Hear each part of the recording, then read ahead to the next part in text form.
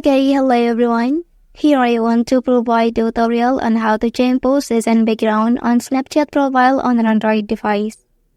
Well, knowing how to change your poses and background on your Snapchat profile allows you to customize your profile picture to reflect your personality or current mood.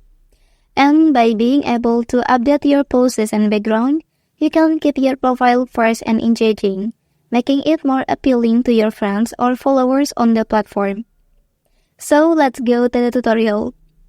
Okay, first thing first, open Snapchat app on your device.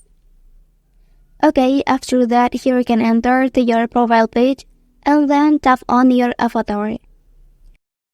Okay, so now select the second option and here will appear many background style, and here you can see that I have unlocked 3 kinds of them. Okay, so slide to the right side and you will see many poses style that you can apply to your avatar. Well, after finishing and then click save option here.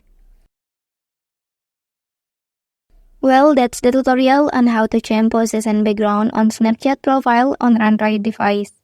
If you are helped by this video, don't forget to like and subscribe to get other information from this channel. Thank you.